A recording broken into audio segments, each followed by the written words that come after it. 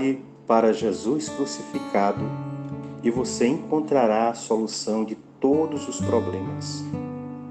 Com esta frase de São Pio, que chego até você para juntos refletirmos o Evangelho de hoje.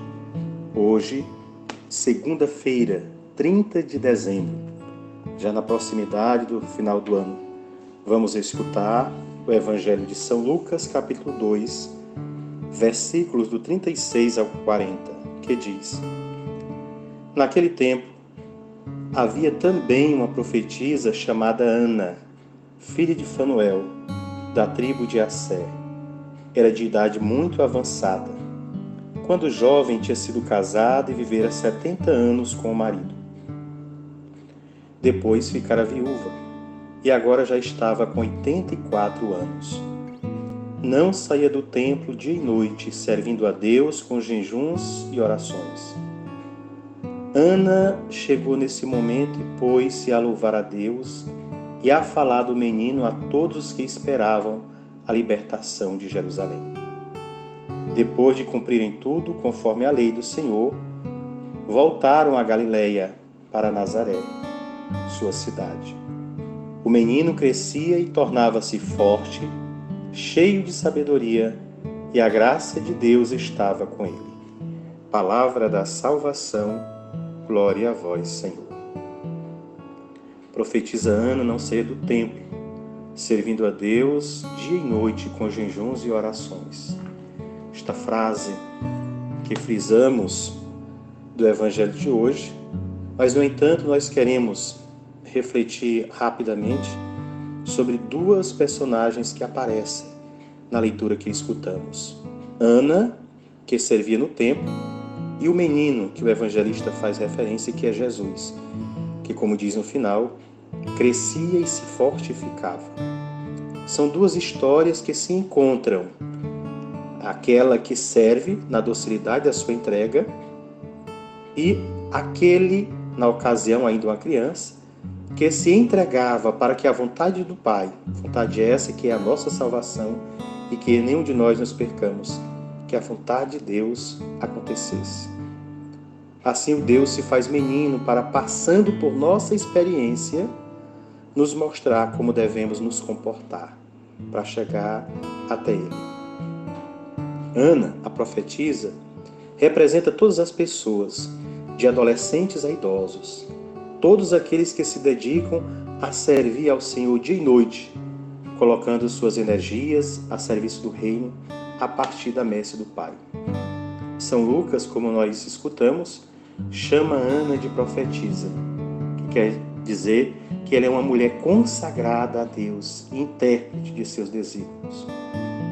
Ela, Ana, é uma figura não só do religioso ou da religiosidade consagrada a Deus e a ação apostólica da palavra ou da caridade, mas também pode encarnar a figura do leigo comprometido que, com o testemunho de sua palavra, anuncia profeticamente a evangelização em seu ambiente temporal e, com o testemunho de sua vida, santifica as coisas que estão à sua volta, assim como também nós devemos fazer. Isso acontece porque, pela sua atividade humana, que era servir no templo, Ana testemunhava verdadeiramente a Deus, através de um serviço consagrante com a prática da oração e a vida de penitência. No testemunho que deu sobre o menino Jesus, fica claro quão inspirada estava Ana e quão dirigida estava pelo Espírito de Deus. Ela, portanto, é um magnífico exemplo de mulher cristã, que pode indicar a você, meu irmão, minha irmã, os passos a seguir em sua vida de leigo comprometido, se é que você não é consagrado ou consagrada ao Senhor. E esses passos que são a vida de oração e o sacrifício inerente à observância de suas obrigações de estados e todas as exigências de sua entrega à ação profética, de ser verdadeiro anunciador do reino de Deus, evangelizando o mundo onde você faz parte. Ana, portanto, cumpre este papel bonito na história da salvação, de ser para nós modelo de entrega, de doação. Alguém que, depois de uma vida matrimonial, não ficou se lamentando, mas se entregou a serviço de Deus, a Deus, por meio dos irmãos. Temos também, como falamos, a figura do menino, que é Jesus. Como São Lucas diz, ia crescendo e a graça de Deus repousava nele. É importante observarmos quantas vezes neste pequenino texto São Lucas repete essa afirmação. Talvez ele o fizesse para que ficasse bem gravado na consciência dos seus ouvintes. Ou talvez para chamar a atenção, a nossa atenção, de nós queríamos ter contato com o seu Evangelho, para o valor pastoral que tem para cada um de nós o serviço de Jesus. Com isso, é importante que aprendamos que a graça pode crescer em nós pela repetição dos atos meritórios. As obras feitas em estado de graça e com reta intenção e pureza de sentimentos merecem-nos o mesmo aumento da graça. Por isso que ele diz que ia crescendo em sabedoria e graça. A graça não é algo que nós recebemos já de uma vez e é naquela medida. Não. Nós, como todos os dons, podemos, pelas nossas ações, fazer multiplicar a nossa generosidade na correspondência a esta graça que Deus nos dá, nos concede novas graças. Se somos fiéis no pouco, Ele nos confiará mais. Nós até poetizamos repetindo o texto bíblico. É claro que Jesus, como verdadeiro Deus, não podia crescer senão em manifestações externas da graça de Deus que habitava nele em plenitude.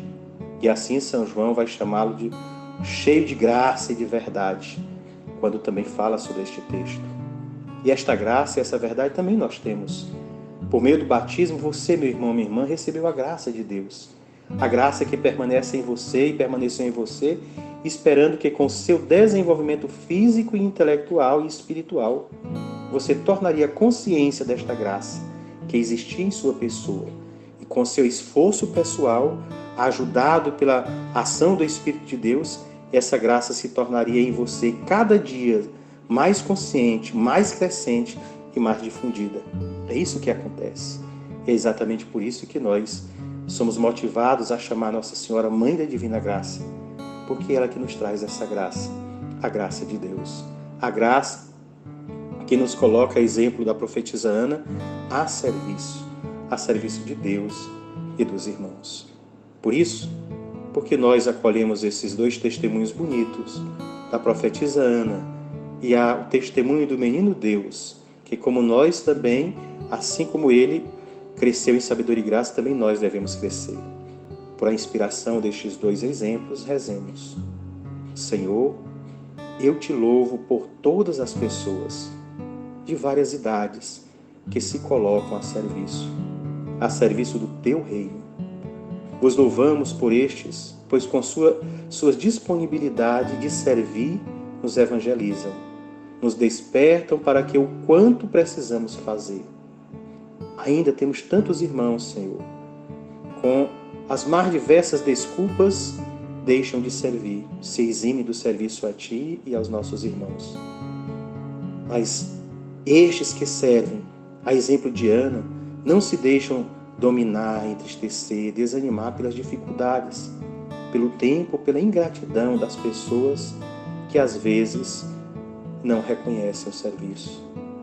Por isso hoje, com muita gratidão, vos louvamos e agradecemos por todos estes nossos irmãos e irmãs que mesmo com as suas limitações se colocam a serviço da Tua messe e do Teu reino. Por eles nós te louvamos e agradecemos em Cristo nosso Senhor. Amém. Meu irmão, minha irmã, deixe seu like e divulgue o canal TV Aparecida de Colinas para todos os seus contatos. Abençoado e feliz dia, servindo e amando o Senhor em cada irmão.